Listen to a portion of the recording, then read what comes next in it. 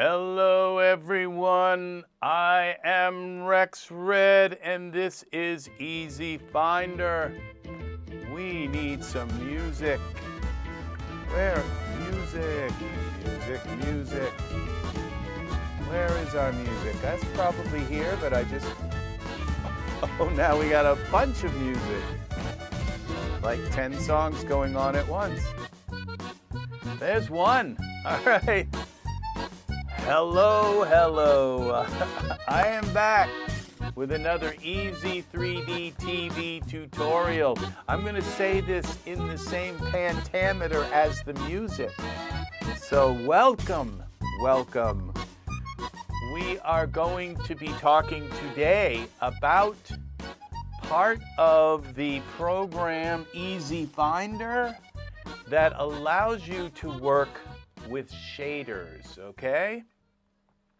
And EZFinder has a bunch of applets within it that allow you to do a myriad of things. They all kind of blend together in a way, but EZ ISO shader, there's like several names that I call EZ shader. It's for short, it's EZ ISO. It can be called EZ ISO shader, or it can be called, which I know none of you've ever heard this, but it can be called EZ Shader Isolator, okay? That's the name I kind of like the most, but it's in the program, it's just called EZ ISO because it's a little teeny word that can fit on a button, and so we don't have to have this big long button that says EZ Shader Isolator, okay? So, all right.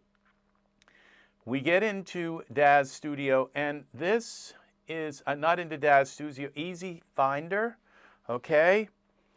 And we, luckily I don't have a big long thing to scan today while I talk and talk. So, but we do have one thing that we can scan, okay? Now, in order to use EZ, hi, Matt, welcome. Very nice to see you here today. I think I heard something about you getting your hands on a copy of EZFinder. So I'm hoping that you're able to do that and follow along. So this is what it's about, all right? Now I'm going to, you can skip over this part, but I'm going to tell you guys a story, okay, about how EZFinder kind of evolved into what it is, all right? And the thing is that EZFinder, yes, very good, my friend, very good. So yes, you get to experience what EZFinder is. So, yes, you do have a head start, and so the thing is getting your hands on it really does accelerate your learning because you can actually start building your virtual folders and really kind of, my suggestion is to create a folder that is a folder that has all your favorite stuff in it, like your favorite scripts, your favorite figures, your favorite hair. Start there, okay? So that things that because as we all know, when you say, oh, I need this hair in Daz Studio, and this is not an indictment of Daz Studio, it's just that we all experience this thing where we say, I need to find this hair, and then you kind of have to go down through folders and folders and look down through all kinds of stuff, do a search. I use keywords, and I would search, and there it would be. But the thing is that, especially with scripts and things like that, it just feels like there's a big disconnect between what I need and when I have it, okay? And so this is where EZFinder just kind of lets you take these things that you use a lot, like I use you know, ultrascatter a lot. I use a lot of scripts a lot. And so being able to just kind of say, this is my scripts folder, and here they are, and these are the ones I use a lot. Then this is another scripts folder that has every script in it. It's kind of nice to be able to do that, to just make, so my suggestion is your first folders in EZFinder, make sure that they're your favorite things, and then start breaking them out into like bigger collections of things, okay? So that you have that folder that you can go to and just kind of throw a scene together. And so, all right, so today we're going to focus on shaders, okay? So dealing with shaders is in EZFinder, because it's all one program, it's not really that much different than dealing with clothing or hair or HDRIs or anything like that. It's still using EZFinder to isolate those items and then organizing them into folders, into virtual folders. So it's all one process. It's not a bunch of little programs that you have to learn each one and how each kind of work. It's all an integrated process, okay? And so this, we open, so first we're going to go into EZ Designer, okay? Now what EZ Designer does is it looks at these compartments over here, okay? Let's go a little full screen here. Please let me know if I'm talking about something on a screen that I'm not actually showing you, all right? So I try to keep up with that, but it's not perfect, okay? So what I tried to do was build filters into the scan so that it would like find all your clothes and find all of your shaders and find all of your hair and find all your figures. So you would come into here and you'd go into Duffs, and as you can see here, you got cameras and you got characters and clothing and environments and hair.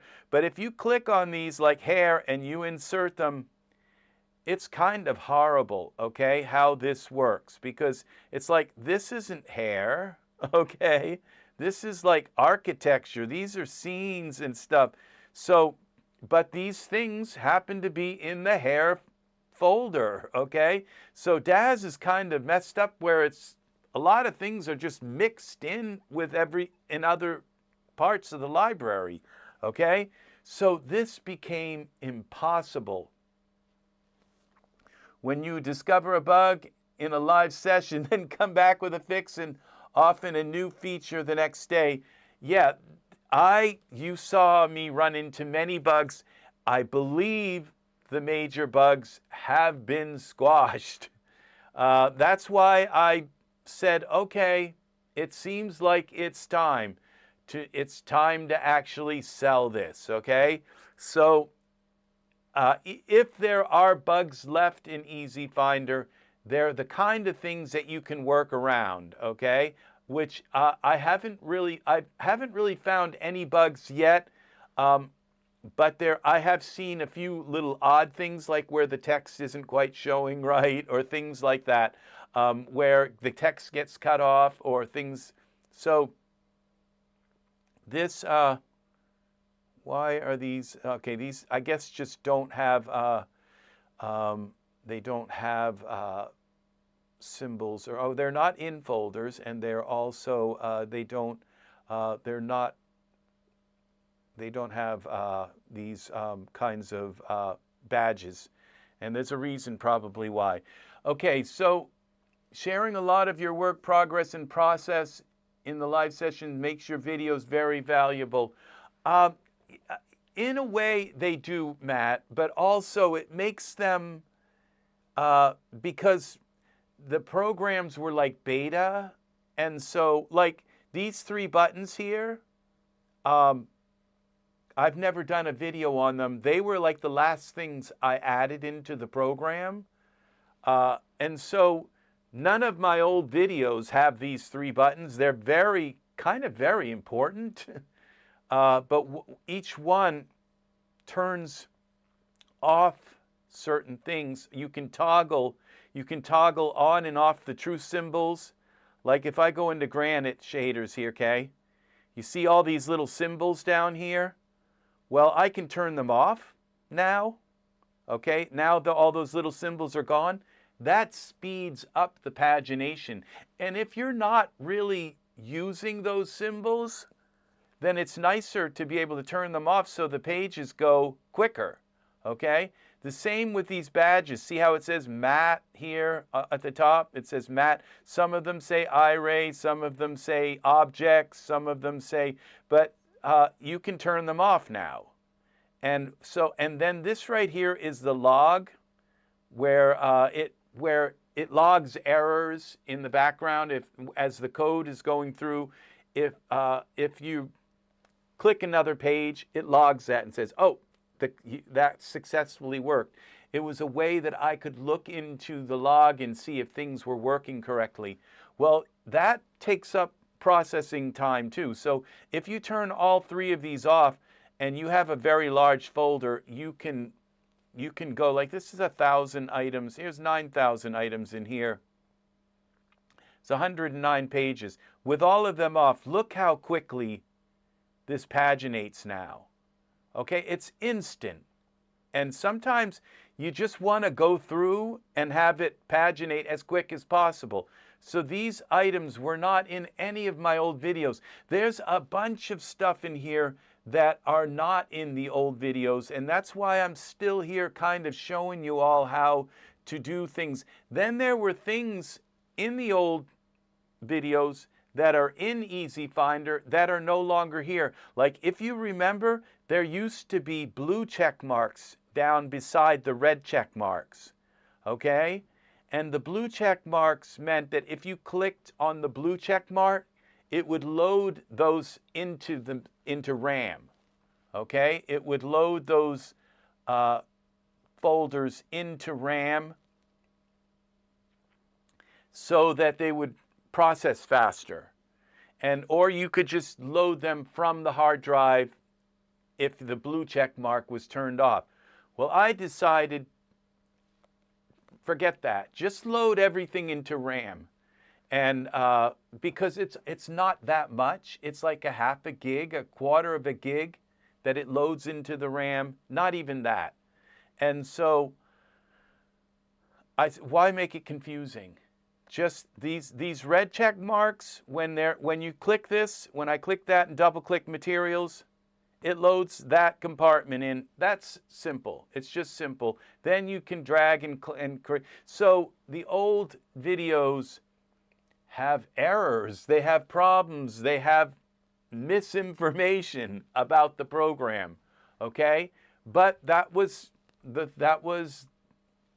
were the hot items back then, but some things got deprecated and new things got added in, and so this is where it is. That's why I'm here now. This program is now set in stone. It's out for sale. I'm not using an updated program. I'm not using anything that you're not using. This is exactly what you're using. It's the same exact version. If you look up top, it says version 1.0.2. Okay, so this is the same version that everybody else has. And so then now, all right, so we're going to go back to shaders, okay? So now this EZ Designer.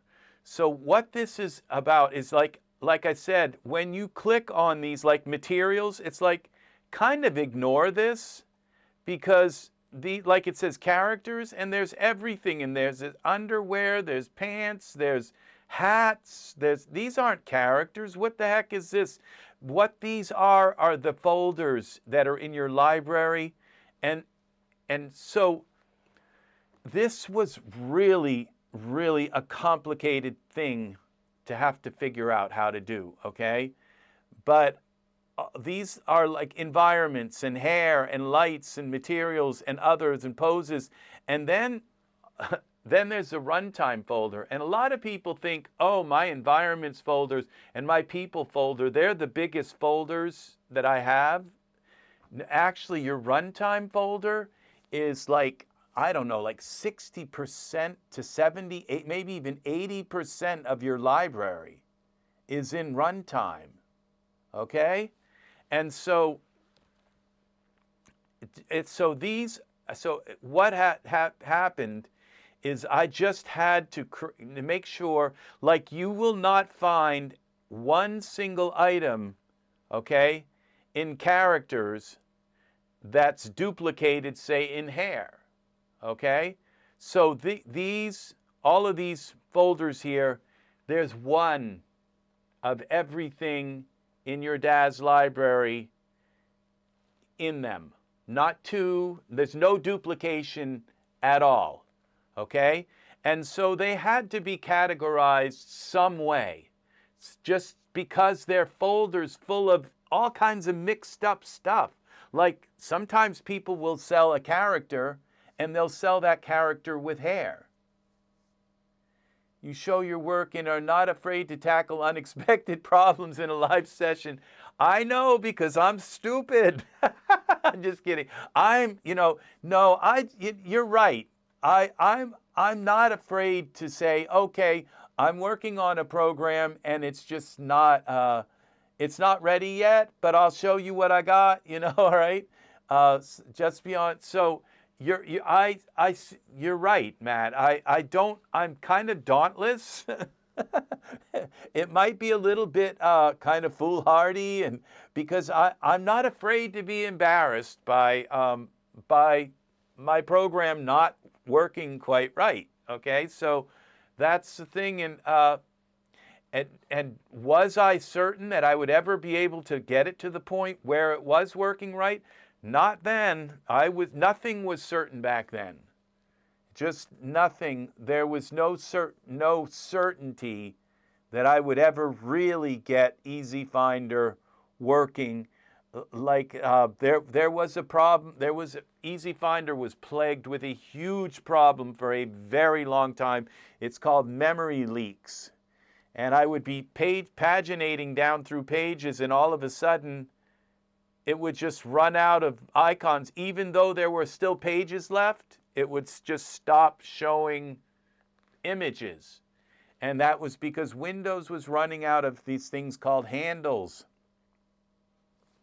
That took massive rebuilding of the whole program, and then going into many, like hundreds of different places in the program and closing those memory leaks one by one by one by one.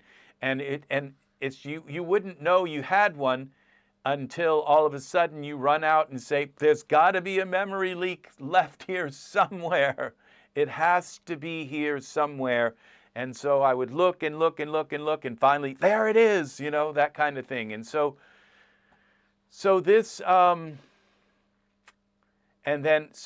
eventually what happened was, one day I fixed one of those memory leaks, and suddenly there were no more. It just stopped happening.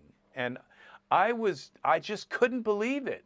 I couldn't believe that I got all of the memory leaks plugged. And so I had no idea that was going to be possible. And when I close the program, look how long it takes for this program to close. Okay, it takes as long for this to close, all right, and it's still closing, okay? Even once it's closed, it's still closing, okay?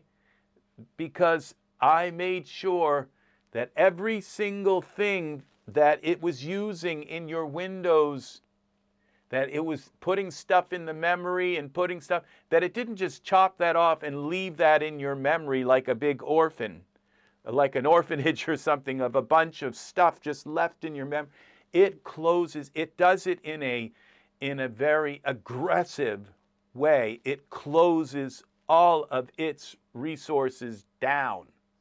And so these are the kinds of things that are part of that are part of EZFinder. Just a very meticulous attention to detail when it comes to how it uses your system.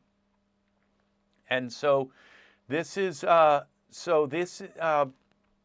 so like when it loads like this, these gem shaders, okay?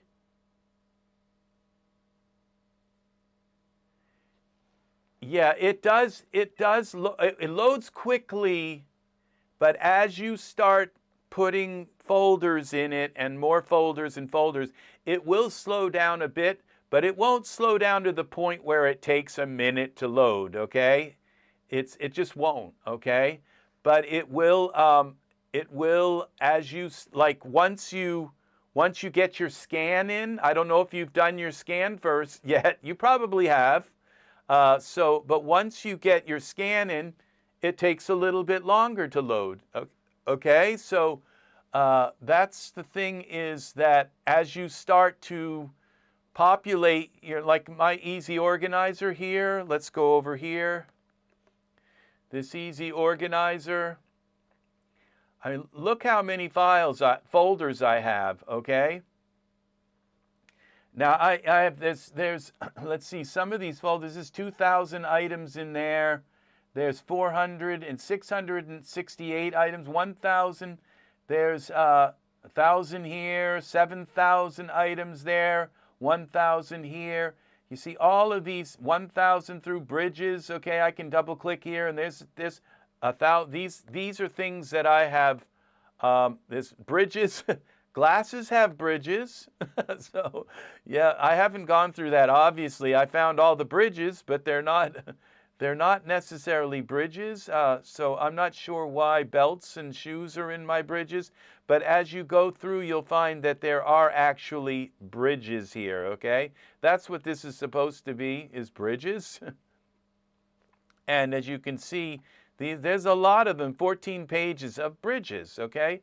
So if you can look and see all of these, some of these even have like 20 and 30,000 items in. This is 11,000 items in here in fantasy, okay? And so this is, and with all of these turned off here, okay, I can then just go through these pages quickly, really quickly, and then drag and drop and add them and reorganize them even faster, okay? They just really paginate fast. Now with all of this stuff, all of these folders here, okay, it takes a while to close, okay? And that's because it's just making sure everything gets closed. But when I click on this again, and actually I put a 4-second like timer there, so you could actually see that image. So I actually put time in there to so that first little splash screen had a chance to show. It actually loads faster than that, okay? But I put that little splash screen in there. I think it's a nice touch. None of my other videos showed that. That was something that came out later, okay? Before it was, right before it was set for sale. So you can see how quickly. Okay, I don't think I showed the splash screen, but you know the splash screen. It's a little lighthouse, okay? It's like an oil painting of a lighthouse. So these, yeah, with all of these in the program it still loads instantly. It just, boom, there it is. So now once you fill all of these up, okay, every one of these tabs with little folders full of everything, you may, it might take a few more seconds to load than it does. I don't know. I've never filled them that all full with folders full of stuff. Now these folders can have redundancy. They can have items with the same names. So you can have a carpet one here and a carpet one there in your shaders. You can have people like with female clothes, wardrobe. Female clothes, under female Genesis 8, you can have pants, shoes, and hair. You know, the same kind of, so you can use the same name twice. Now, in early videos of EZFinder, you couldn't. It was like, I told everybody, you can only use the same name once, okay? And so you can, so you always have to come up with a new name for things. Well, I had to rebuild the entire program so that behind each name is an ID, like a social security number. That's why people can have different names in the world, because they're not known by their name, they're known by their number, okay? And everybody has a unique number. Nobody has the same social security number. And so that's what I had to do. And so there were probably about another 500 places, at least, in the program that had to be changed from name-based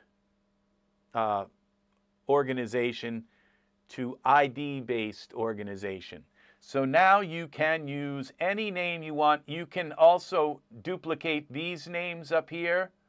And you can also, these right-click, you can also change the names of the tabs, okay?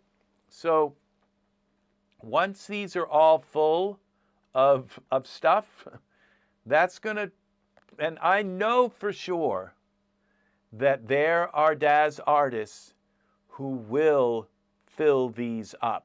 I know there are Daz artists who are so meticulous about organization, they're going to just fill all these right up with stuff, okay?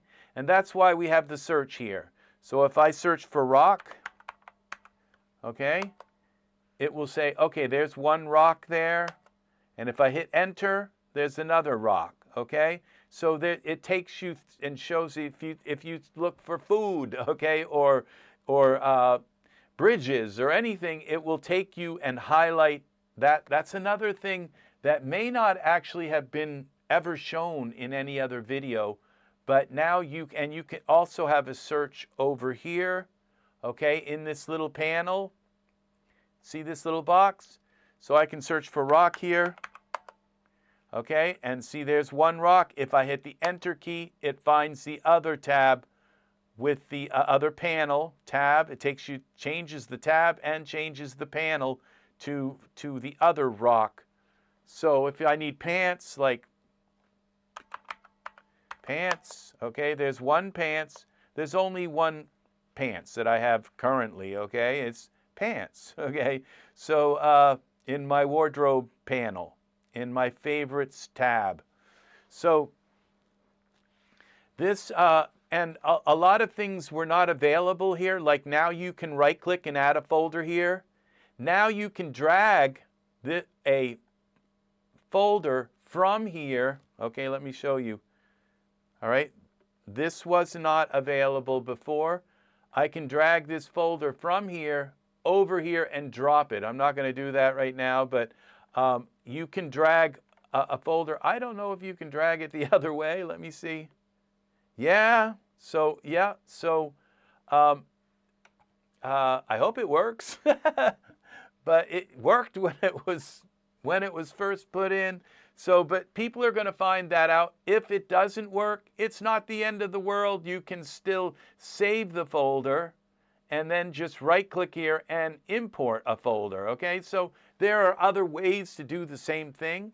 Okay, so today, we're going to now switch to shaders, okay? How do you find your shaders, okay? You want to first, okay, so the way I would suggest, okay, is click on this compartments over here. Okay, let's go here. All right, select all of the compartments. Okay, you don't really have to have them all, but why not? Okay, let's just kind of look, let's search for all shaders, okay? So then you come up here to your filter designer, because what I was telling you here about these compartments was there was just no way to scan the Daz library and like put everything together and say, okay, here is all of your hair, and here is all of your characters, and here is all your Genesis 9 characters, and it had to be done. And so what I did was I said, okay, what I can do is I can break them up into file types, okay? So that all of your DUFs are in here, all of your DSX, which are products, okay? And all your DSE, which are scripts, and DSA, I'm not sure. All of these are, so I knew for sure I could scan the library and break everything up into file types, okay? And so let's do that first, okay? So, so that was the first thing. And then it was a matter of then going into here and saying, okay, I can't, there's the environments folders, there's the closing folders, the characters folders. So it kind of it looks at the folders to a degree, okay, and tries to say, okay, these are your people folders, but it really doesn't matter, okay? All that matters is that everything that's injectable from your library, everything that you can send into Daz Studio is in here somewhere, okay? All of your items except your HDRIs, and there might even be a few of them in here as well. But they're all of your items. Now they wouldn't be here, but what would be here is the products, okay, that have the HDRIs, and some HDRIs have DUFs that actually load them, okay. So some of them are in here, but don't look for your HDRIs here, okay. They're not here, okay. They have to be done through the scan. But every file that's injectable, because not all HDRIs are injectable into Daz. They need a DUF file with them, and not all HDRIs come with a DUF file. All right? That's just the way it is. A lot of artists just sell you the picture, and that's it. That's why you can't find many of them. It's because all they have is a picture. They sold you the picture, and that was it. And they didn't sell you a little preview image of it. They didn't sell you a little DUF that you could double click, and it would load into Daz.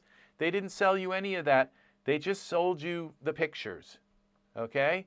And that's why they're not findable. So what EZFinder does is it creates that little thumbnail for you, and it creates a DUF for you, so you can double click on that DUF, and it will load into Daz Studio, all right?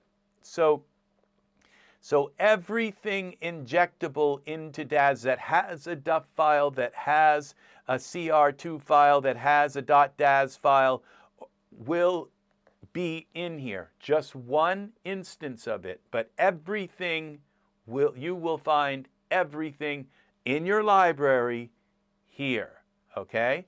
So, but it's in a mess. It's a mess. It's all thrown together into a mess.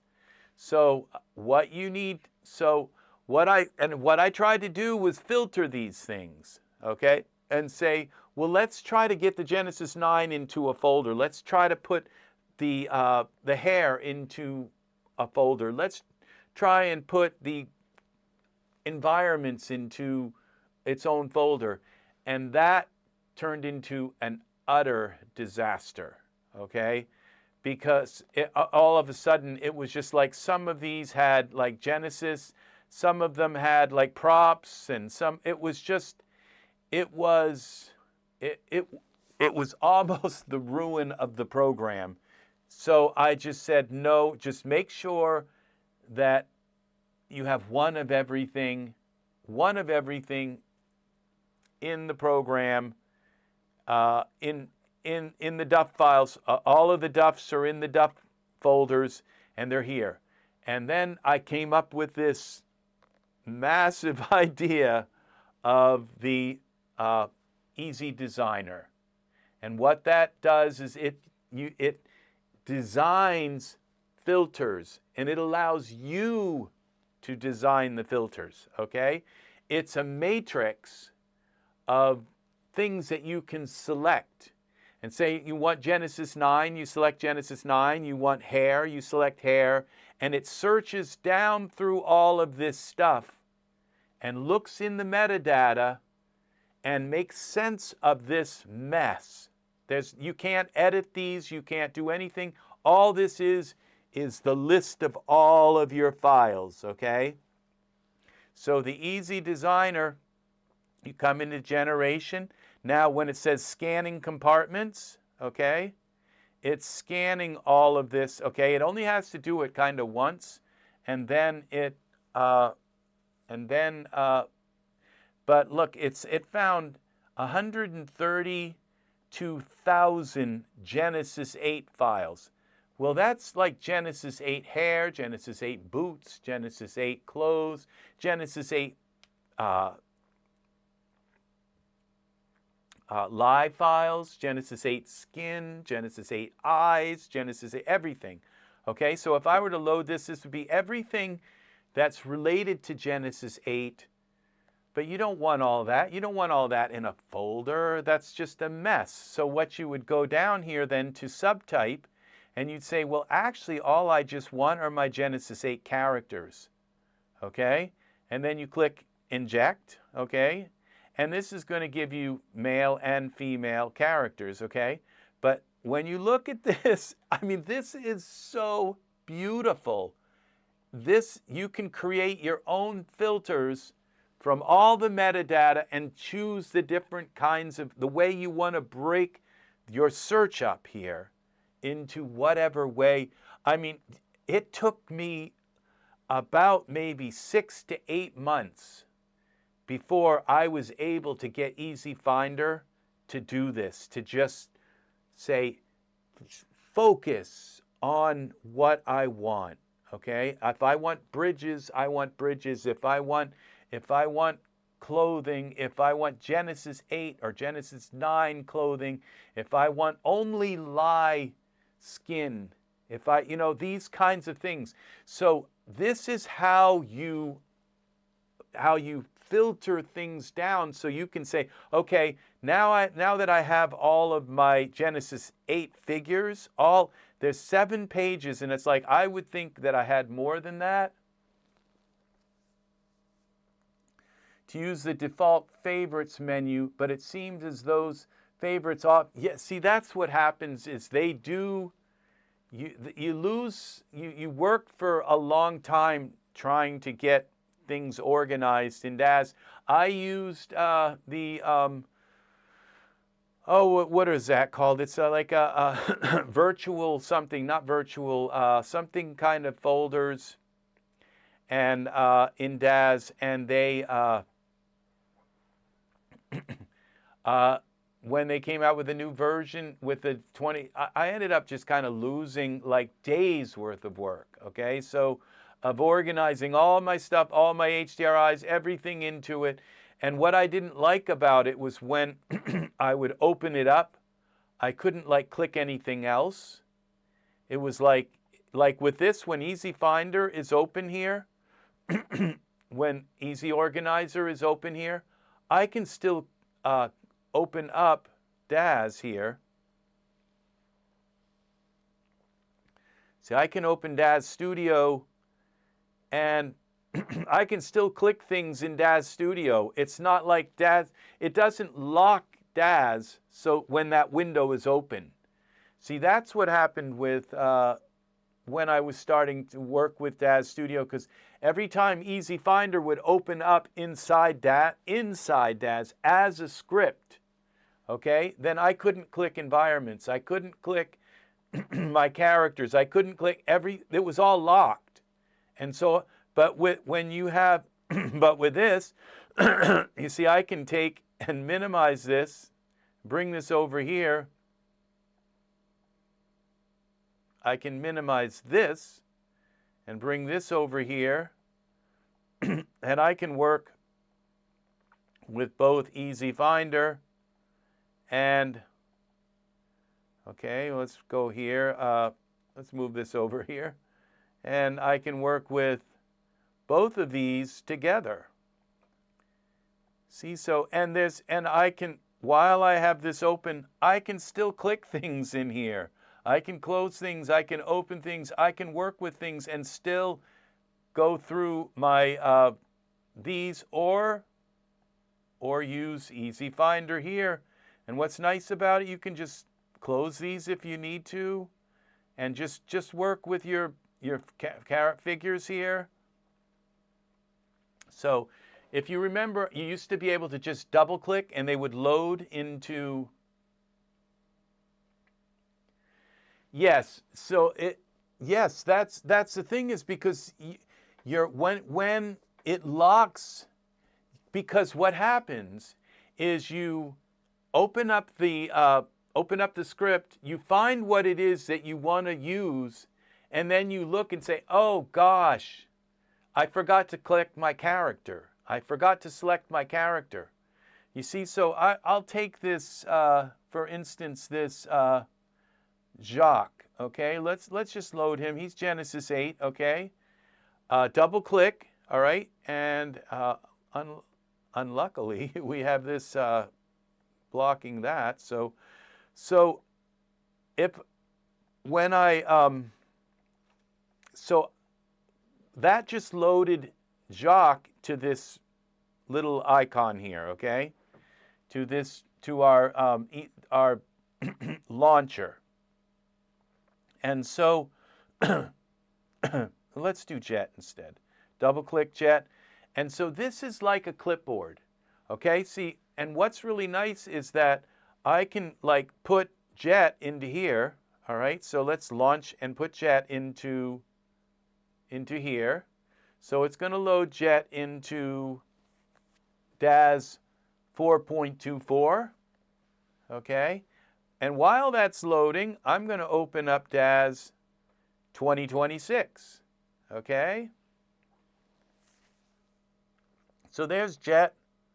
Let's take him out of Iray until we get some clothes on him.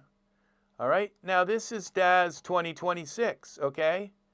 And let's go here. All right, let's close our, let's go full screen for a moment here, and let's close this. And you see, Jet is waiting here to load in 2026. See this, so this icon is the same in all Daz. So whatever I have sitting there waiting to load, I can load in any version of Daz, okay? And see, what happened was my Daz is, I had it set so you could just double click, and whatever version of Daz was open at the time, it would load in. But while I was making EZFinder,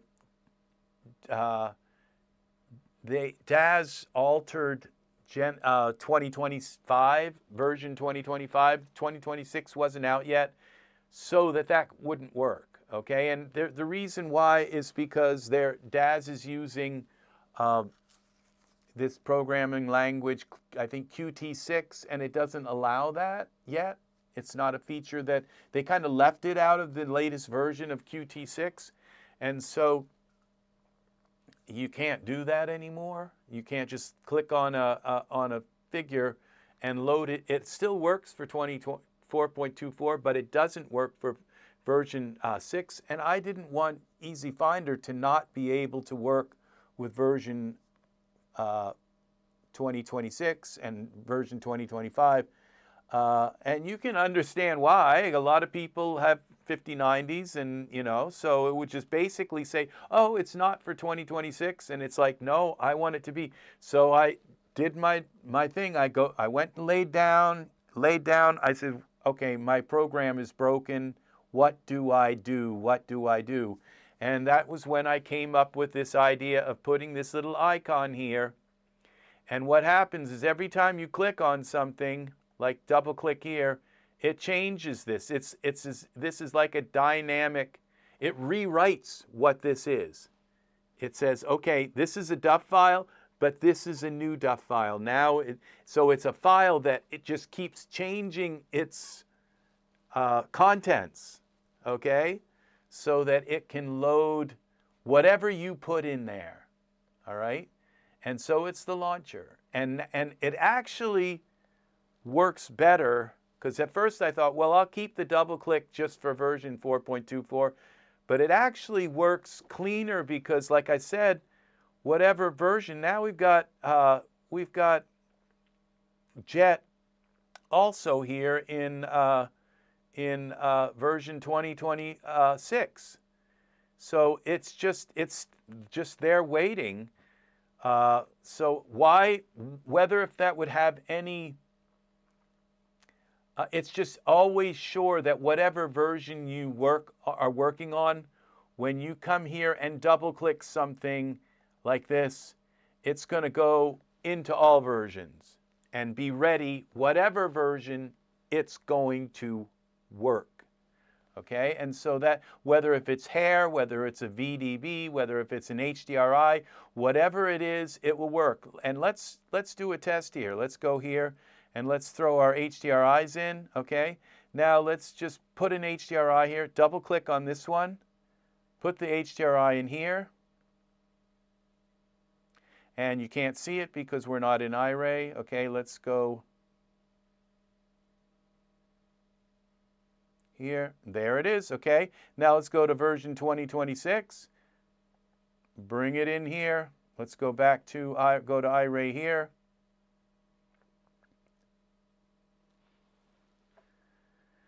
There it is. Okay, so it works. Whatever. So it's a clipboard. It's a clipboard within. It's a clipboard within Daz Studio, so to speak. It has one function, and that is EZFinder currently right now. Daz may want to at some point steal this little trick, okay, so that items that are clicked on in the library can be injected into version 2026. All right, so but for now it's an EZFinder thing that was invented by me because I had to get past that, and luckily Daz built the foundation, you know, allowed us to create, you know, our own little icons up here and toolbars and tool icons. They built the framework for that to work. I have found that Daz is one of the most open and amazingly, friendly programs for programmers to implement things because of how open its system is. So that is an amazing thing. So all right, so I'm trying to create a segue. Now I can't breathe. A segue into. I have to. All right, so we are back. We are back.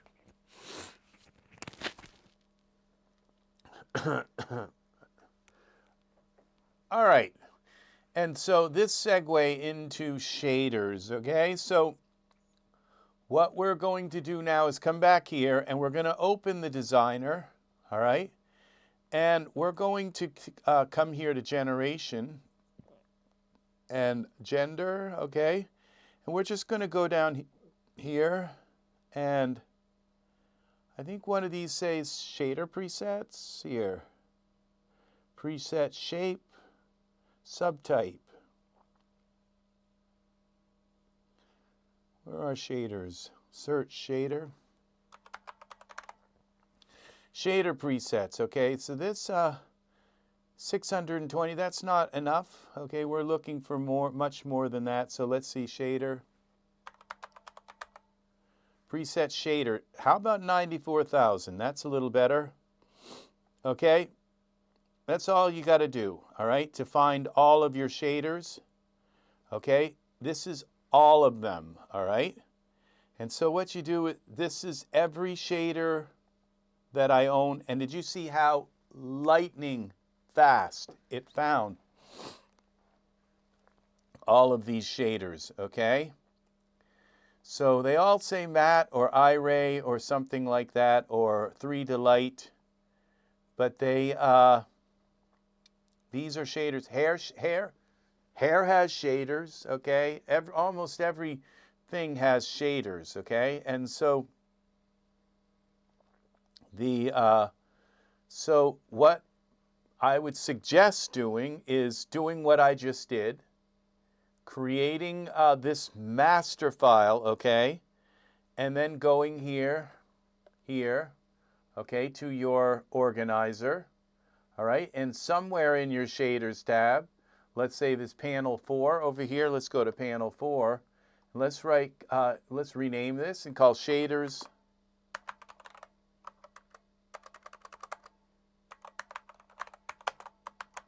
Shaders all, okay, come on. SHADERS ALL. Shaders all, okay.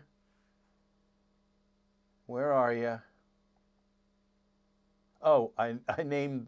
I was like expecting a file there. Okay, so let's do a new folder. Shaders. Shaders all. It's like, oh no, it's broken again. All right, so then what I do is hold the Shift key and select one of these. Oh, we got to go back here. Okay, we're going to go back here. Okay, hold the Shift key. Select the one up in the top corner. It doesn't matter which one you select, but select one of them, drag, okay, and drop them into your shaders. And that just put 94,872 items into this little folder here, into this folder up here. As you can see, it's 94,000 shaders. This is why nobody has ever done this before.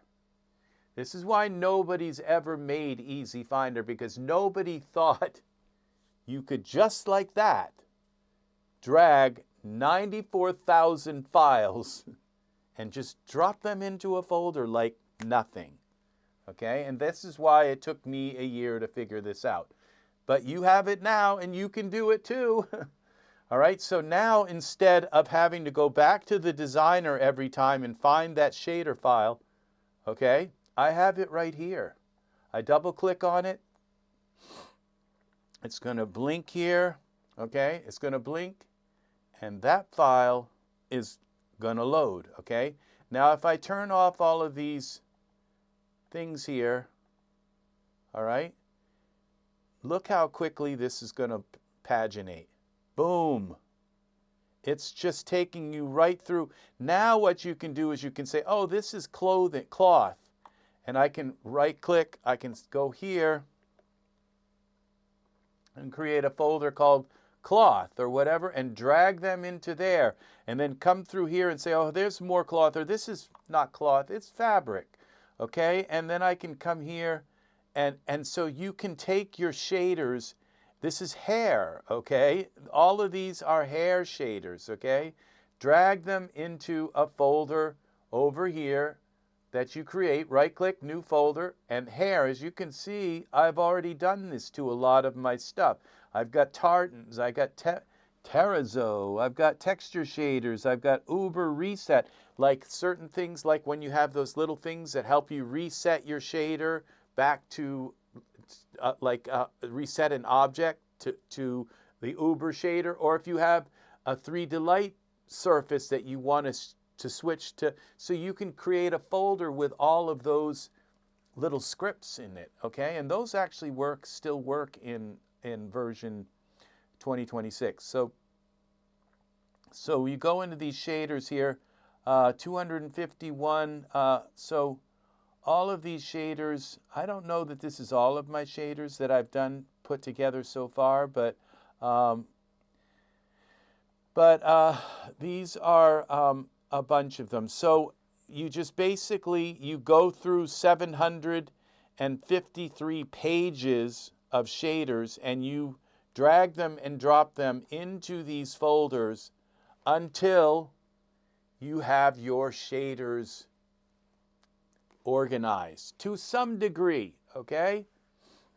Now, there's another way to look at shaders, because you can look at shaders by category, where you say, okay, this is a rock shader, this is a concrete shader, this is a plastic shader, these are this is gold shaders, these are silver shaders, these are, so you can look at them by category, but you can also look at shaders by files, okay? And a lot of people haven't thought about looking at shaders by file, okay? Now over here, you can see I have 4 folders here in this. One of them says bump, one of them says displace, the other says image based, and this one says normal, okay? Now, because I'm segueing into using EZ ISO shader or EZ shader isolator, however you want to call it. I've got 3 names for it: EZ ISO shader, or EZ shader isolator. But they're all the same thing, okay? It's this EZ ISO. EZ ISO was smaller. It was just a little teeny word that I could put on a button. EZ shader is another thing, and this is what I'm going to show you now, okay? Now this, what happened to you, EZ shader? Come back. Okay. Now what this does, okay, is it goes through your compartments, all right? Whatever you have, when you have these loaded, okay, and it scans the compartments. So this, okay, we got to go back over here. All right, this is EZ shader, okay? So you have 2 things. So what you do is you can organize your shaders by category. And that helps you, because if you're looking for a shader for, like, say, an old legacy product, and the ground looks like all kind of pixelated, it's like an old shader that has no real detail to it, and you'd like to put some concrete down or some brick down or something mossy or grass or some kind of grass texture or something. Well, you need to, so it's good to have all of your shaders organized by, like, concrete and grass or plaster or granite or something, so it's good to have them all organized like that, okay? But then there's this other, and this was something that I kind of ran into this problem and realized that we needed to have this EZ shader, because we have a way of isolating all your shaders so you can organize them. You put them in one big folder, and then you go through them and you drag them into different folders. You create your own categories, okay? But then you have EZ shader, and what EZ shader does is you click this scan button. I'm not going to click it because it takes about 10 minutes to do it, all right? I did this today once, okay, because I've redone my compartments with all the latest. I appended them because I have new stuff, all right? So, but the in these shaders, okay, what it does is now once it scans, you have all, okay, which shows you there's 78,000 shaders. It just happens to be, well, it says there's 94,000 here. So there may be a few more that it didn't find, but I'll settle for 78,000 shaders, okay?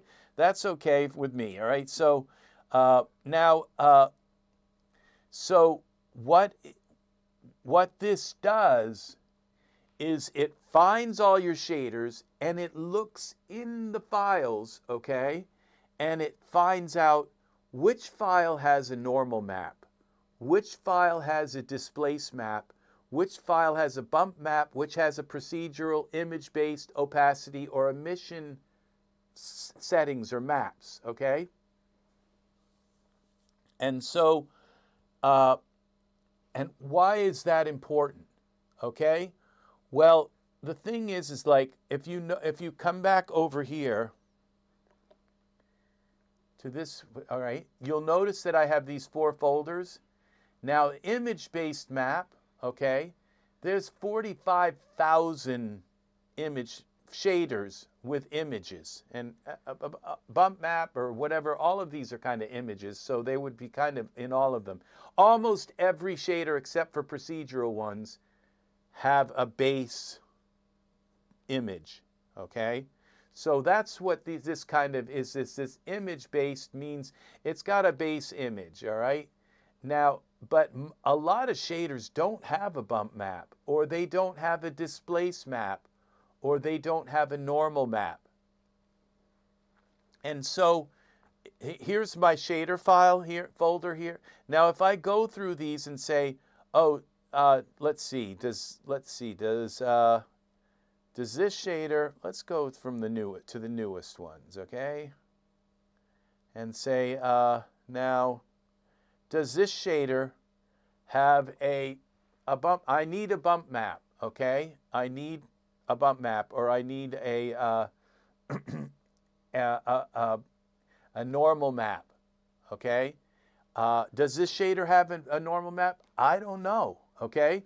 So we're going to open up now EZ ISO, okay? Now you have 2 windows that open here.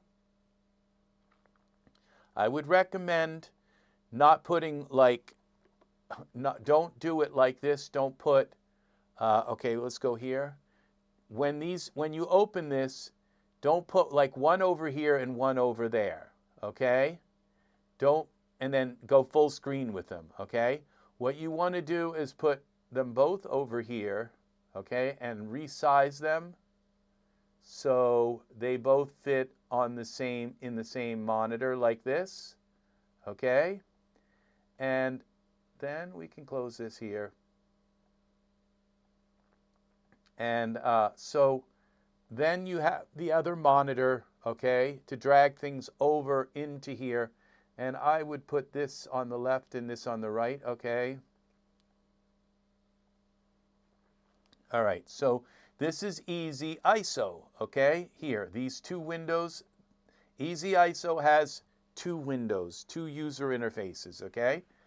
And so the problem becomes that there are so few shaders. Out of 79,000, only maybe 10 or 15,000 of them, 20,000. Well, let's go back here and look. Let's go to EZ Organizer. Only 8,000 of them. Only 8,000 of them have normal maps. I hope these numbers are accurate, okay? There may be more, there may be less, but and so out of 14,000, out of 45,000 image-based items, and it said that it found 80,000 shaders. The rest of them that are missing, those are procedurals, okay? They don't have images, most of them. All right, so out of those, so then you end up, what happens is you end up going through these and dragging this one and dragging that one and dragging this one and dragging that one, because none of them have, you can't find one with a normal map, all right? So what this does is it allows you to use this EZ shader, okay?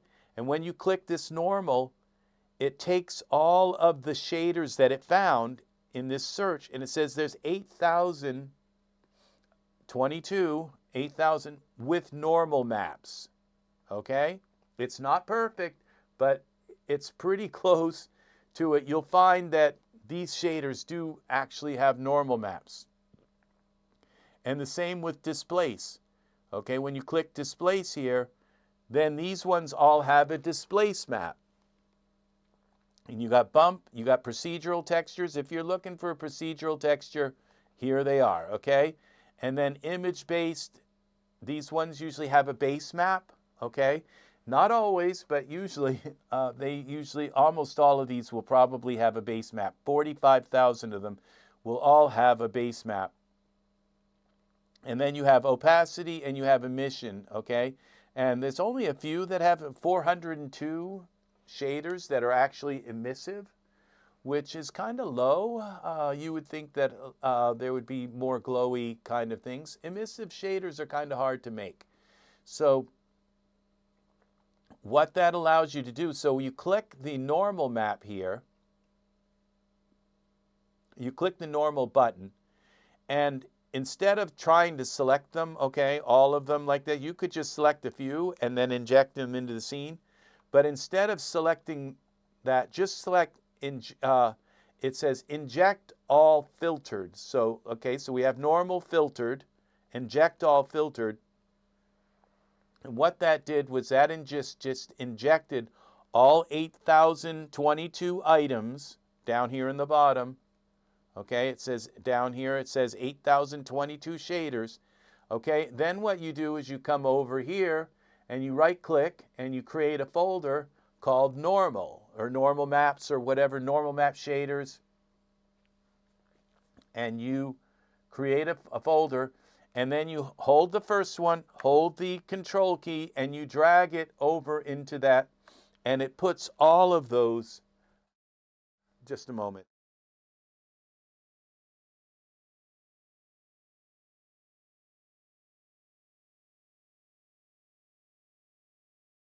Hello, hello. Okay, it puts all of those shaders that contain normal maps into your normal map folder. And then you repeat that step, okay? You come back here and you repeat that step. You go to displace and you say inject all filters. Now you might say, oh, it looks like there's some of the same things.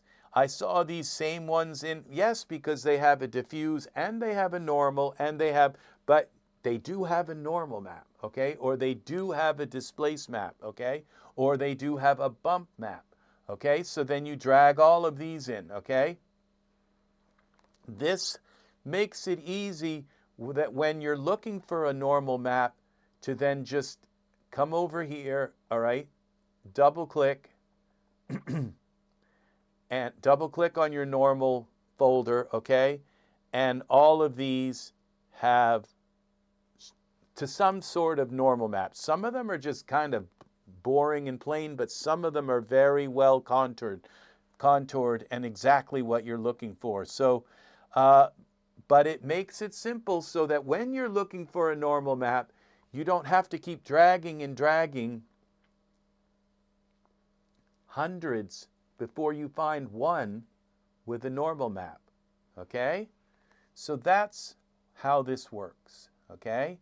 So, you know, and this is a process. First, you got to you got to learn how to find your shaders, and you find that up through your EZ Designer. You go into Asset Type, I think it was, and we clicked Shader.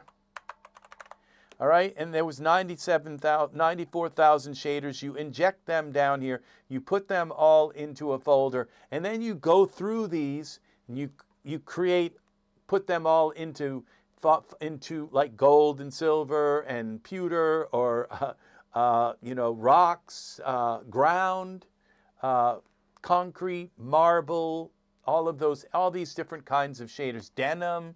You can see I've got Christmas shaders. You got Valentine's ones with hearts and stuff. You got all kinds of different shaders, okay? And so you put them into. You have emissive shaders. You have I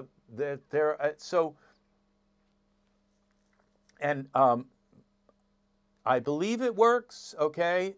But when you double click on a shader, and it's an Iray shade, it's a 3D shader, and you inject it up into Daz here, okay, up into this button here, and you inject it onto your scene, EZFinder converts that 3D shader into Iray, okay?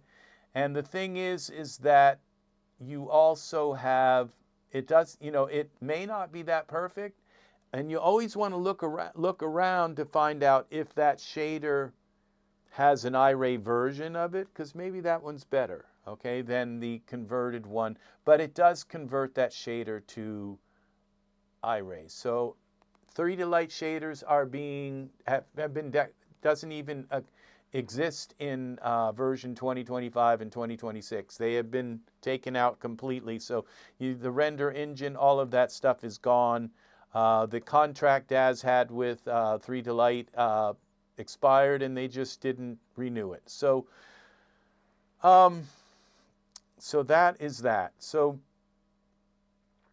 the okay, so now we're going to move on, okay, to the next step, and that is when we get here to. I was kind of recapping a little bit just to say, okay, so you put all of your shaders into folders like granite and marble and, you know, a glass and all of them, and you put fabric, and then a good one is like cotton, like textures like cotton and linen and things like that. Okay, so you put all your shaders into, you can see, okay, this is grass, okay, so create a folder. These are leaves, okay, so create a folder named leaves and put all your leaf shaders in that, okay. So as you go through them here, you can just kind of look and say, okay, this is brick or stone, all right, whatever you want, and you can duplicate. You can have some stone ones in the brick ones and brick ones in the stone ones,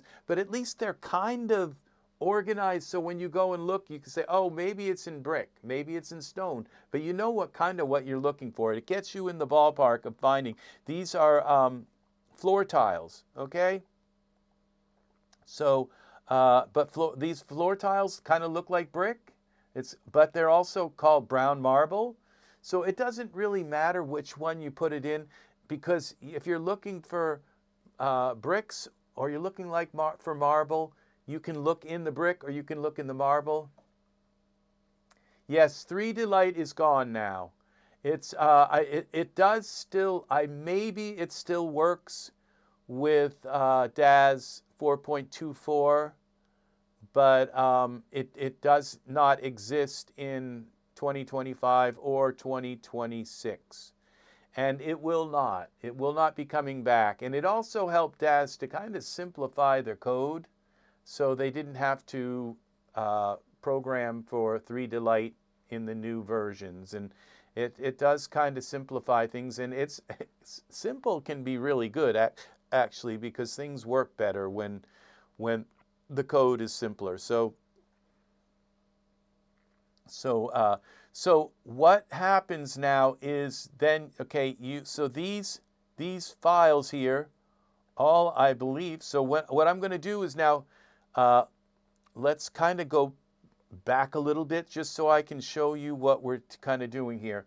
Is now I have these 4 folders, okay? This one, bump, as you can see, bump is the hardest one to find, okay? Bump maps are kind of hard to make, all right, for our Daz artists, and that's why out of 70,000 shaders or whatever, there's only 2,000 bump maps, okay? So imagine trying to go through 70,000 shaders to find these bump maps, okay? So this is why this EZ shader is such an amazing, it just looks in all of your shaders and says, these ones have bump maps, okay? And so you inject it into here, and then you drag them into a folder, and then every time you load that folder, like if I load these bump maps, okay, this is what's is really important. It's not perfect, okay, but it says newest first, but I don't know that it is the newest first, okay? Now these look at this, okay? Look at these, you kind of can tell. Now you drag this, all right, and look at that. It is a bump map. That's what this is. It's a bump map. And you see, so, we got to go back here, okay? What I just did, we'll go here, okay, is I dragged, let's try dragging this one over, okay, into here. And you see, this is a bump map, okay? So it tells you this is a bump map. Now, if I go over here, and I look for the bump strength, okay? Select that off. off, on. Okay, it loaded that bump map. Now if I come here, let's do this one instead, off, on. Okay, now you see this bump map is loaded here. Now, now I need a normal map. Okay, so let's now go back here to the organizer and let's go to normal. All right. So minimize this. Now most of these should have a normal map, okay? It's not perfect, but like I said, at least you're not going through a million files to find a darn normal map, okay? This one, okay, let's see. This one says it has a normal map. Let's drag it over here and look at that. That's got a normal map. And you see, you didn't have to go through 75,000 files to find one with a normal map, okay? It does help a lot, okay, to find your normal maps.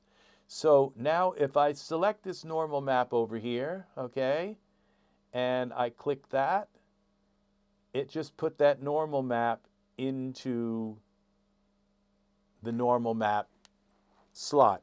Now I'm going to explain something that happened here, okay? You see this part right here? These are all the images that this is called the ultimate shader, okay? And what this is, it's a shader that has everything in it, okay, that I could think of, all right, for shader images, for shader properties and parameters and everything. It's a shader. It's like the shader with everything, okay? And I needed to do this. This was extremely complicated to make, okay? So what you've got here is really a masterpiece, okay, of something really, really big and very, very, very helpful just for kind of playing around with shaders. It's like if you think of a deck of cards and splitting the deck of cards in half and just shuffling them and shuffling them together into so that there's one on top of another kind of thing. That's what this does, is it takes whatever shaders you choose and shuffles them together, okay? And you can choose whatever maps. And the reason why I made this was because in Daz Studio, when you try to do this, you have to go and dig through all these folders and find a shader, which is like finding a needle in a haystack.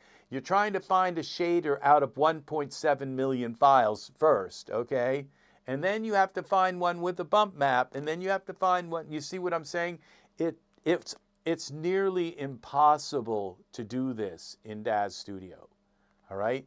And so what this does is allows you to, and then there was a lot of lessons that I've learned, okay, that shaders are like little animals, okay? They're like animals in the forest, and you have birds, and you have bees, and you have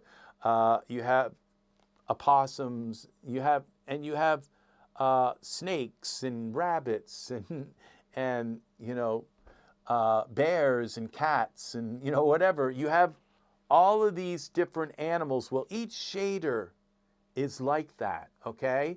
And this is what I learned working with shaders, okay? And you can't just take a cat and mix it with a snake, okay? You can't just take or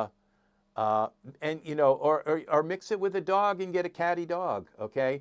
You can't take and mix animals together, because it's like Frankenstein, and you take all those parts and you chop them all up from all these people and you put them together and they don't work. That's what happened with this program, is that they didn't work. When I tried to take the shaders and say, let's combine this shader with that shader, they weren't they were not alive. They had no soul. They were not a living thing, because each shader is like a living thing. And so, once again, I went to sleep.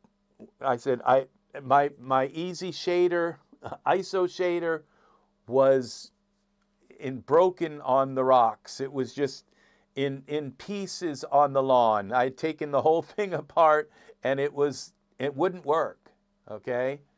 And all of a sudden, I came up with the idea of the ultimate shader, okay? And so what the ultimate shader is it's a shader with everything in it. It has, it has all of the different personalities and qualities of like every animal, okay? All in one shader. And so what you do is you take all of these other shaders so that you have one living shader, okay, that's alive. It's got everything in it, like it's a human, okay? It has all of the evolutionary things kind of in it, not everything, but it's got a massive amount of features of all of the evolutionary things, okay, in that ultimate shader. And it's alive. It will inject into Daz and it will work. And then what you do is you take the little pieces from all the other shaders and you add it to that. You don't try to combine shaders. You take pieces out of the other shaders and you combine them into the ultimate shader, okay? And it works, okay? It finally worked, all right? And so this is what this is about, all right? This is how this works, okay? So this window here is right here. This one is your ultimate shader. And these are these are slots, called slots, where you put the slots in. And if I drag this over here, okay? Now all we're going to find are normal maps. So let's see if we can find something with more than just a normal map in it. So, okay, let's go here. This looks like it might have something more than just a normal map. Okay, it's got two. So this one actually has a base. Oh, it says metal. Okay. Metal 5, but I think it will would work as a base map, okay? It looks like a base map. So let's select base map, and now we're going to move that image into our ultimate shader, okay? For base map, okay? And I do not pretend to know a lot about shaders, okay? Because shaders are a whole it's like you got brain surgeons and you have, heart surgeons, you have gynecologists, whatever. You have all these different doctors, okay? Because each discipline requires like a lifetime of study to just learn that one discipline, okay? And shaders are like that, where when I look at the shaders, the surfaces tab, I just kind of get lost because there's so much stuff in there and I don't really know how they're all wired up inside, okay? So as you can see here in this shader thing, they all have these strength sliders, okay, where you can set how much strength that you want to use for each of these. Well, I'm going to tell you something. None of them work, okay? Maybe they do, maybe some do, but most of them don't, okay? This says it's 100%. If you move it down to like 50%, it's not going to do anything, okay? So just don't even use them, all right? And and some people are going to say, "Oh, you sold me something that doesn't even work." Well, it doesn't work because there was a plan. I had a plan to hook them all up, okay? But it turned out that something, I ran into a wall, okay, with that plan, okay? And that wall is Daz Studio, all right? That Daz Studio is a rendering engine, okay? EZFinder is not a rendering engine, okay? EZFinder will never be a rendering engine. I will never, ever I will never have EZFinder compete with Daz Studio as a rendering engine, okay? Because I love Daz Studio. I love the way it renders. It's perfection to me, okay? And so, so the thing is, what would be nice is to have a little button here, a little box down here, and when you put all these together, you click a little button, and it renders that shader for you and shows you what it looks like. But in order to do that, I would have to really kind of compete. I would have to create a rendering engine, and I do not want to compete with Daz because Daz does it so much better, okay? So what really so you could say, well, okay, so then what good is this? Well, it is really good because it allows you to fill all these up with your images, and I'm going to show you how this kind of works. Let's go back to our organizer, image base. Let's load this big, huge file now. Okay, well, let's first go to bump. I don't think we threw a bump in here. Maybe we did. Let's see. Do we have a bump map? Yeah, we have a bump map, so we don't need bumps. All right, so then we do, there's also, let's see, shaders. Where's displace? Okay, I don't even really know what displace does. So, I mean, that's how little I know about shaders, okay? So, but I'll tell you this works, and I'll show you how really cool this is. It says displacement strength. I assume it would go here, okay? So let's throw one of these, find one of these with a displace. Now, when you run out of shader spots, you just add a bunch more. Like, let's add like 6 more. All right, 7 more. Okay, so we're going to add some more slots. Okay, it comes by default with 4. All right, so let's go in here and find a displace map. These are supposed to have displace maps. So let's find something here that looks interesting. Let's try this. Let's go with this. This looks even more interesting. Those are 1K. We'll go with the 2K. Just 4K. Look at that. That's 4K. Let's throw this in here and look at this. This one, I would say all of these are displace maps. This is roughness. Okay, so one of these is roughness. Glossy roughness. Okay, so let's throw that in. Oops, I just threw that over top of my base color. It's you kind of have to make sure you select these before you do this. Okay, there's roughness. So let's go back here to my base color and put this back in. All right. Creates an artificial thickness without needing extra geometry. Oh, that's very nice, and Jerry.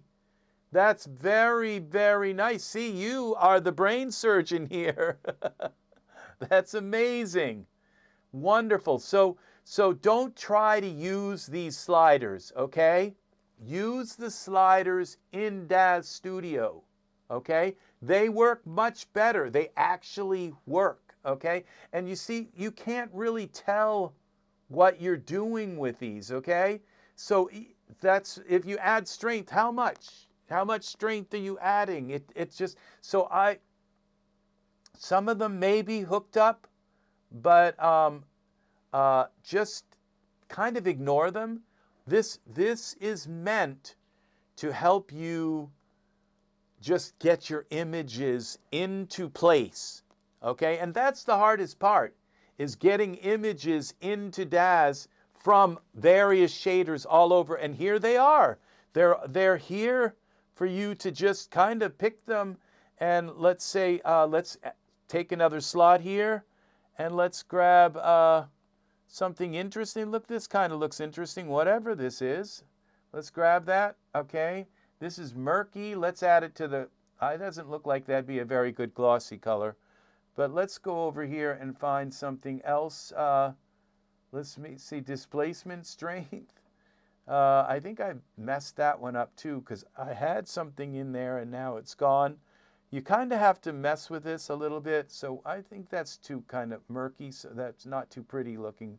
So let's add this to displacement. Let's go here. That's roughness. Well, let's put that in there anyway. Okay, opacity, cutout, emission temperature, luminance. We've got ambient occlusion. Let's throw something in there. Some of them you're kind of stuck with, okay, in Daz once you put them in, but you can always take them out, take the image out itself if it's kind of interfering with your. So ambient occlusion, let's select this, and let's throw that in. Okay, top coat color. Let's put a top coat color in. So you've got your ultimate shader here, so that you've got just about everything that a shader could have. And all right, this fabric curvy, this looks pretty cool here. For a top coat color, let's throw that in there. All right, and now we're going to throw something on glossy color too. Let's see what we have. This burning, these look like they're actually emissives. I work for neurosurgeons at this as the secretary person, actually. Wow, that's amazing. That is amazing. My niece wanted to be a neurosurgeon. She kind of dropped the ball on it. You know, it really takes a very special person to become a neurosurgeon. Oh, we got to drag this over here first, okay? Let's put that in here. Okay, and the color here looks like it's, I'm not sure that, okay, there's metallic. There's our base color right there. So let's throw this on our base color here. Okay, so as you can see, all these images are populating now. I don't think I'm going to do opacity strength. I'm not going to do those, but I'm going to do these SS colors. Now here's another one. Let's throw this one over. Okay. SS color. It takes about 15 years at least to finish training. Yes. Yeah, that is amazing. Oh, that's probably why. And by the time 15 years worth of student loans, forget it. So yeah, that's a very big deterrent. So we're going to throw one more here in here, and this is another base color. I usually throw base colors on things so they have some color just in case. Now this blue kind of watery looking thing, it may just turn out ugly. Now I like to save them because it takes a while to kind of do this. So we're going to call this I'm going to call this underwater,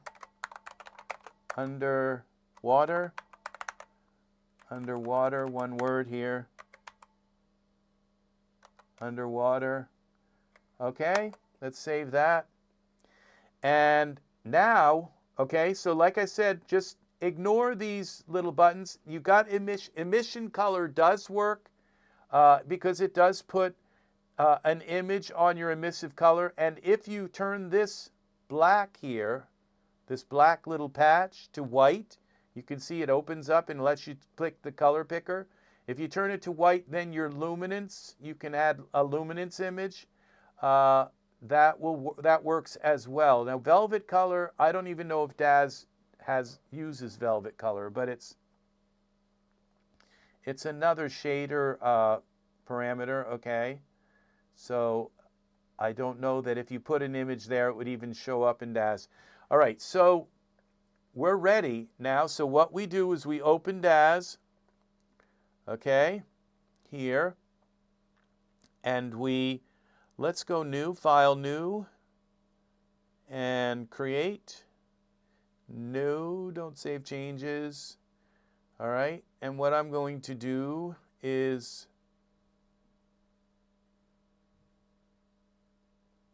wait until this initializes with a new scene. Okay, and Daz is being very careful to clear out the old scene. Okay, let's go to texture shaded for now. We'll straighten this up a little bit. Go to environment, and just because I think the backdrop looks nice when it's black for a shader, we're going to throw that in like that. And now we're going to create something to put a shader on. This is 2 meters, okay, that works. And then I'm going to add, make sure our sphere is selected. And then we're going to just go down here and add some sub D so it looks nice and smooth. All right, there we go. And let's go to Iray just to see what it looks like. Okay, there's our shader. So we have it selected, okay, in our scene over here, up here. And we also have, our selected here. And then I also down here have the Surfaces tab open, and you have to select it in the Surfaces tab also, okay? You have to select whatever surface you want to put this, inject this onto, okay? Now, you can also save this layout here, okay? So I'm going to save this layout and call this underwater, underwater,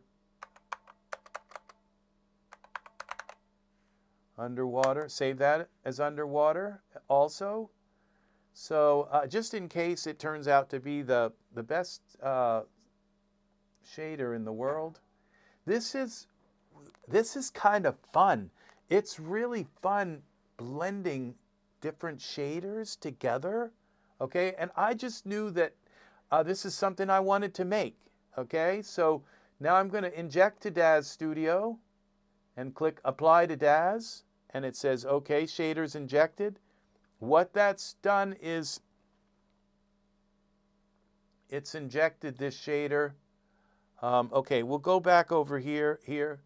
This is where I just clicked Save Layout. Okay, that's where I saved the layout. I clicked on that and saved the slots layout, and I clicked down here on this save over here to save the ultimate shader layout. And you just give it a name and click Save, and it does it, okay? It knows where to put them. It puts them in your user data folders, okay? I made it sort of easy so that it knows where to put these things. When you save things in EZFinder, it has folders for them. It has for your user data. So it's like it's not like in Daz where if you save it in your library and you ever have to redo your library, you lose all your stuff.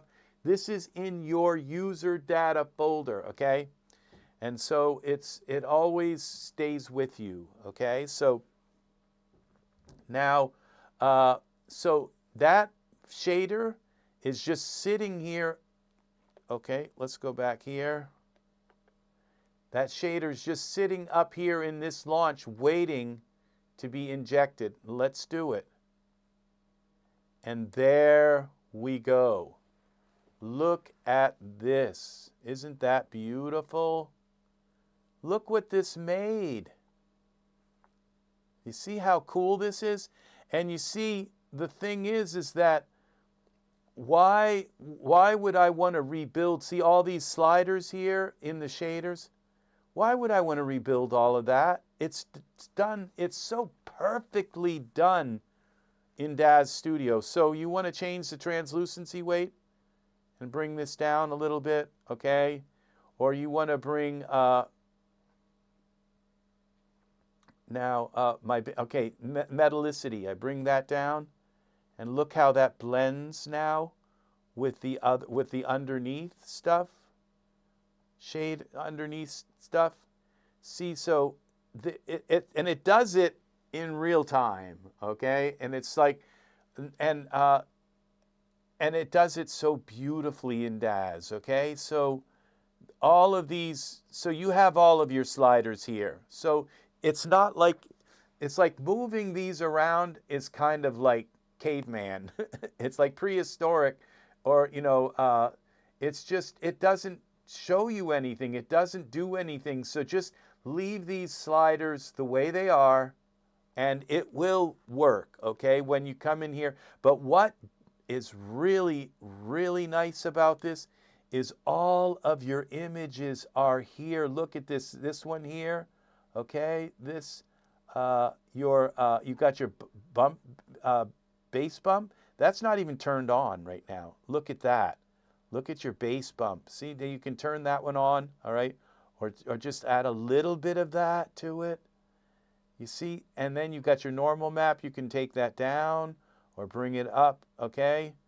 This is amazing, okay? It's just really, really nice to be able to pull these images from all these other shaders into your own custom shader for your scenes. And you can say, okay, well, you can put this as wallpaper on a wall. You could put this inside of a spaceship on any object, anything. It's something completely new. And when people see this, the artist who created these bump maps, they're going to look and say, well, it looks like my shader, but something's very different. Something's off about that. It's just not quite like my shader. And so that's what's really good. The glossy roughness. Look at this. Look, this one is that one really came out quite well. Glossy reflectivity. Look how that kind of makes it kind of look like plastic almost or something. The bass bump. Bring these.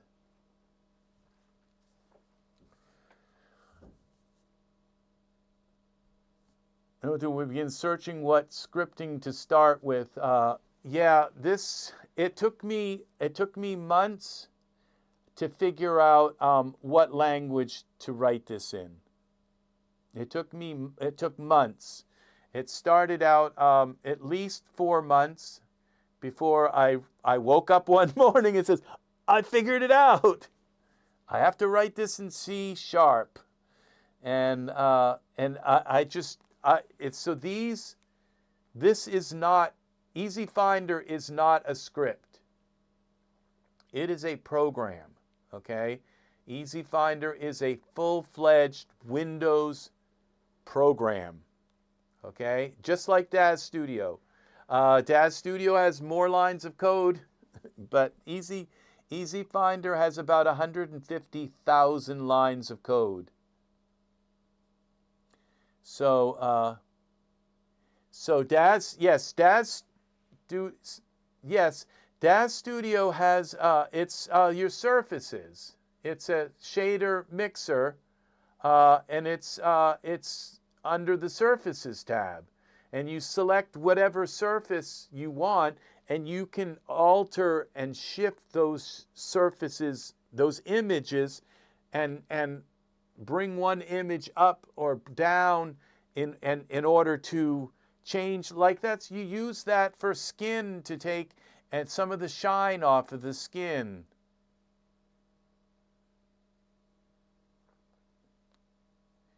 All of these are individual apps, and they're all finished now, so they're ready for you to use. The lie editor is a different thing. Okay, the lie editor is a different thing. Okay, those are layers. They're not surfaces. Okay, surfaces have layers too, but they're different. They're different. Okay, how they work. Okay, surfaces are shaders. Lies are different layers. Okay. And we go back to Daz, and the lie is when you go to your figures. Lie has to do with your figures. I don't know that objects you can put lie. I think you can actually. Yeah, you can put lie on your figures as well. I just think on objects as well, but I kind of think of lies as being for figures mostly, but like tattoos and stuff, and dirt and things like that. But so this basically, that's it for your. Now this, when you bring in a surface into Daz and put it on a figure, really your biggest like slider is this metallicity one, because it decides whether if it's going to it really is kind of like a half and half kind of thing. All right, so this metallicity slider, if you put things on in most of the images on most of the things, you'll find that this is kind of like a half and half thing, where if it's up all the way, you're missing this shader that's under it, okay? And that's the way a lot of the others are. You blend them all together so that they all kind of blend into one another. So, but you just kind of decide how much you want of everything. So, that's this pretty much in a nutshell how this all works. So these are all okay. So we go back here now, and just to kind of recap a little bit, we have now the so this is your EZ Designer, helps you isolate and find your shaders, okay? EZ Designer, okay? It helps you find your shaders by going to Asset Type and typing in Shader, okay? And you can load them all in. Once you load them in, you can break them into categories like gold and silver and marble and your concrete, cement, wallboard, paneling, wallpaper. Yeah, you have all of these different kinds. You can see these shaders are very different. Each of them belong in a different kind of category. Look at these. These are rugs, okay? Rug shaders. So I could have put one of these rug shaders on our sphere, okay? It's all a matter of just categorizing them. You have hair shaders, okay? Glass shaders. So it's just nice to kind of go through them and put them and organize them. You select this one here, select that one, hold the Control Shift key, select them, and you just drag all these and drop them into a folder that you've created in your organizer here. So we have our organizer here, like that. And so you just create folders and you just go through these. So this might be like ground or something, or rocks, and then this one here could be rocks. These ones here look like, it says polka colors. Polka! That would be polka dots. So we can open this up and you get to see a little bit bigger picture of the shader. Where did the polkas go? Okay, here they are. Polka color, there we go. See, this tells it, and if you want to look at all of these shaders in the same,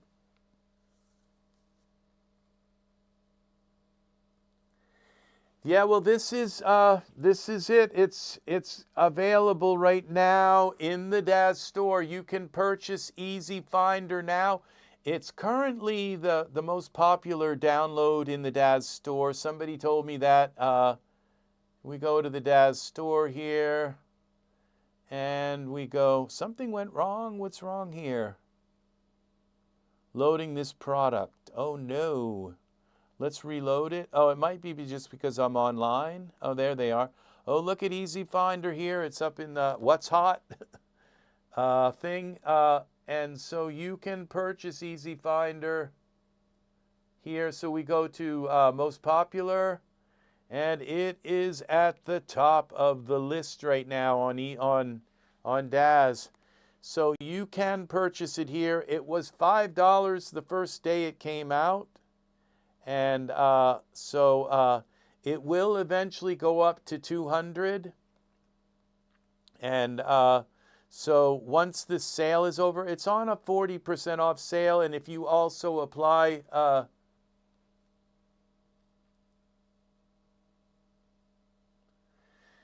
yeah, well, there's the thing is I use Daz Studio. I got by with Daz Studio for a long time, and I just what really kind of bothered me the most about Daz Studios, I couldn't find my HDRIs. That's what started me to making EZFinder, was that I couldn't find my HDRIs, and so I decided that I wanted to create some kind of program that helped me find my HDRIs. And then that just snowballed into, well, I like to find these too, and I'd like to find my shaders, and I'd like to be able to find all of the different things, that just basically be able to organize them and put them into folders. All of a sudden, my mind just started kind of going into these natural conclusions of what could be done. And so that's how EZFinder got born. Okay, was just out of the need to find things. And you know, and I'm not the only one that shares. I knew that EZFinder was going to be a hit if I could make it work. Okay, that if I could get EZFinder to actually work, I knew everybody was going to want to do this, because it's just, and the reason why nobody has done this, including Daz Studio, is because everybody thinks it couldn't be done. Okay, like, all right, I'm gonna load right now. I just loaded. Did you see how quickly? I'll do this again. Watch this. All right, nobody thought this could happen. Okay, but when I double click on this compartments thing, did you see how quick that happened? That just loaded 698,000 files into the memory, just like that. It just loaded 600,000 files. Okay, that's like my whole library. Okay, it just loaded it like in seconds. Nobody believed that could be done. All right. And so that's why it's never been done, okay? And then with HDRIs, it's like when you try to view HDRIs in Windows, it's like you can download the Sage viewer, and it takes like 3 seconds for each HDRI to load and show a little thumbnail, to create a thumbnail. And so you're waiting and waiting and waiting just to see your HDRIs, and it can take like an hour for all of your HDRIs to show, okay? And so what EZ HDRI does is it opens them all once and makes a little thumbnail. And so then when I click on my HDRIs, okay, that split second right there, it just loaded 4,852 HDRIs, okay? So I can now go through my library here, okay, and click, and just like that, go through my HDRI library, okay? Because when it did the scan, it created these tiny little images, okay? And so this is, and really Daz doesn't have an HDRI like headless kind of viewer. The only way to view an HDRI is in the rendering engine. And so and many artists who make HDRIs don't give thumbnails with them, okay? Just like going here and just this quick, I can load this HDRI into the scene. We have to turn off the environment, background, not background. Okay, we'll go backdrop, none. And look what we have here. We have our little sphere here in a scene. So it's just, so even the HDRI, Daz looked at that problem, and every time they looked at it, they got like a headache thinking about it, because it just seems like something that can't be done. And the same thing with the entire library, like clicking this compartment and loading 600,000 files. When they thought of that, it seemed like that would be insane to even try to do that. And I was stupid enough to try it, to try and figure it out, to try and say, I know, and I came up against many, many walls that said, no, this is not going to happen. This is not possible to do this. And I would just go to bed and my program would be completely, like I said, completely disassembled on the front lawn. Like there's the refrigerator and everything has been thrown out of the house. And, it's just, and many, many times my program went into just complete shambles.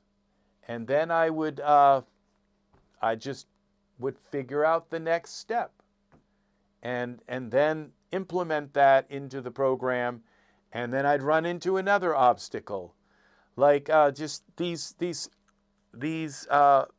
images here, that being able to paginate them through them quickly, like really quickly through them, when there's 600,000 of them, it's just, or to be able to search through them and say, okay, find shoes. All right, find me all the shoes. Okay, and in 4 seconds, it just searched through 600,000 files and found all the shoes, okay? How did I do that? Well, it took lots and lots and lots of thought, okay? But now, out of 600,000 files, it found 2,807 shoes, okay? So this, and then all of this data, this metadata, and it's like, okay, I click on this, and I can click this, and these are all the items that came with those shoes, okay? This is all of those shoes. These are all the other things that come with the shoes, and you'll see as we go through here, there's the shoes, okay? And these are all the different colors that come with the shoes, and maybe morphs and all the other things that come with it. See, so this is it's done, it's ready, and you guys, you will be able to now organize your stuff. And it took me a year's worth. I think I aged a lot. I would get up after being up like 12 hours straight. I'd look in the mirror and I just look like death. And so this year has taken a lot out of me to do this, but it's done, okay? And so, yeah, it's done, and I believe it works. We've been working with this all night, and we haven't had a single issue with the program not working right, okay? I've been loading compartments with 600,000 files in them, and it's still paginating through fine, just with no issues at all, right through the pages. So it's ready. It's a mature product. It's done. It's ready. It's ready for you all. And tonight I thought I'd show you how to use the EZ ISO shader, the EZ shader isolator, whatever you want to call it. And so that you can make shaders, your own shaders like this. I can take this shader down now a little bit and take the metallicity down, kind of take and play with it a little bit. So make your own shaders now.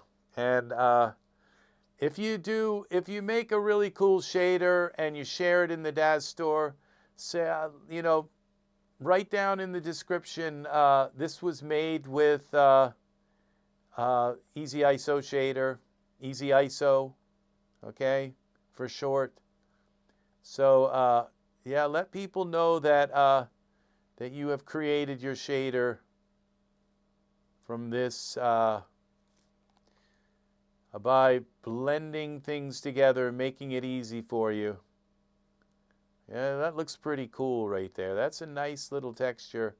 You bring this down a little bit more, and it's a very complex kind of thing here that we're looking at. So yeah. So all right, I think that's going to do it for me today. Thank you very much, people, for coming in and watching. And we have had Angus came in first today. I'm not sure why this has been. I don't have a mouse. I need my mouse. Okay. Yeah, we had, I think Angus was, I thought Angus came in. Matt Martz was the first one in today. And we've had N Cherry here. And I appreciate, I have other people watching. Thank you very much. I'm not sure, we haven't had Art come in for a while. So we're missing you, Art. And so y'all take care and have a great evening. I hope you learned something. I hope I didn't drag on and talk too much, so that things are good. Thanks to Daz Studio for featuring my program in their store. It's really nice that they've really put some thought into trying to get it into the hands of you guys, so that you could try it out and figure out if it's right for you. Let everyone else know how it's working for you. So Daz, thank you, Daz, for making an awesome campaign to sell my program. And I'll be back with more stuff, making scenes and all with EZFinder. I will add one more caveat to what I've taught you guys today. When you have EZFinder, you can pretty much close this smart content panel, close it. You don't need it anymore, all right? For the longest time I thought, can I live without smart content? Can I just use EZFinder and not have to use smart content or the content library? Can it really replace that? And the answer is yes. I make entire scenes and never open that at all. And it took a while before, I kind of got used to using EZFinder, but I have my content here, and what I do is I bring this EZFinder window here, and I move it over here. We can close this. I just bring my EZFinder window here, open this up here, and I have all of my, and so I can just start my scene. I usually go to my favorites and down to, this is favorites, shaders. Yeah, go to my favorites and Genesis 9. And these are my dev loads. This is how I just start my scene right here with my Genesis 9 figure, bring them into the scene. And then I just kind of work my scene. I put all of my important stuff, my favorite skins, just some shoes that I can throw on my figures, hair, eyes. Like, this is like the massive eye collection. So it's just all this.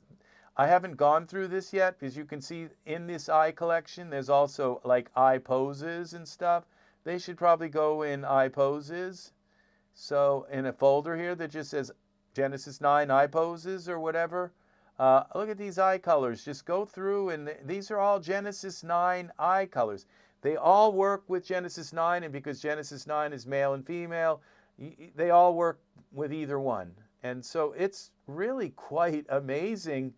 They're just right here, okay? Hair, I don't have to go and down through a whole thing. It's just, they're right here. This is my hair collection. This one I've kind of gone through. And so as you can see, this is Genesis 9 hair. But your Genesis 8 hair will work with Genesis 9 too. So you can just create a Genesis 8 folder. I like to keep them separate because the Genesis 9 hair is just kind of really made for Genesis 9. So, but you could just start with Genesis 8 hair that also works with Genesis 9. So, but this is the Genesis 9 hair here. So, yeah, these are my favorite. And it's like, it doesn't look like there's a lot, but actually 7 pages of these when each one is a different hair item. Like, look at these. Each one is a different hair. So it's actually quite amazing that they're all, look, all these hairs. Like, yeah, there's a lot of them. They're all here. So it's pretty cool how this works. All of my hair is here. So, yeah. So it works. It works now. It seems, I just keep thinking I'm going to wake up and I'm going to open it, and it's just somehow like a car when it's going down the road, and like there goes the side view mirror, and the bumper falls off, and then one of the tires goes riding down the road, and then the next thing you know, all you got is a steering wheel in your hand. So, but it's not. It's staying together. It works. It doesn't devolve into something that that's the wonderful thing about code and numbers. They're a kind of form of truth. Okay, and so it stays together. It works. Every time you open it up, there's your folders. And I pinch myself because I open up the program and I cannot believe that, like, I can just instantly click and there are my dev. I have to go and search for, essentials, find my dev figures, and it's like, I don't know how many times I put my dev figures up into my scripts and then they're gone. And then I have to go back through and reset up all my scripts again so that they have all of the things that I liked to use and all. This is like, I come in here and this is my body hair, okay? I use this one like all the time. It's right here. It's like, and these hand conversions, look, look at this. I can go down to my scripts, my favorite scripts, okay? And these scripts work in Genesis, in Daz 2023, Daz 2025 and 6. I can lock the whole body and then unlock the left hand or unlock the right hand here. And then I can come up into these hand conversions here and just put these hand scripts and just switch my hand right on the figure, and it only changes their hand. Maybe I'll do a video on that one as well. In the forum, it's the PA forum, and if you go in there, just leave a comment saying, hey, I'm enjoying it. And, like Matt and Jerry, you can say, we've been with Rex for months and months and months while he's been making this. Where have you all been? You know, yeah, it's now out. I never thought this was really going to happen. It was a big hurdle becoming a PA. I had to go and apply and get accepted as a PA. So that was the big, you know, these are things I've just never done in my life. I've never, you know, had to become a PA. I've never had to sell a program. I've never had to do these things. It's just all really new for me. And even when my product got put out in the store, the first day it came out, I couldn't find it in the store. It was like Daz told me when it was going to come out, and I couldn't find it. Well, that was because Daz set it up that I already owned it. So it was like appearing in the, I had to click the button that says hide things unhide things that I own. And it's like, whoa, there it is. So yeah. So, all right, take care. Bye-bye. See you again soon.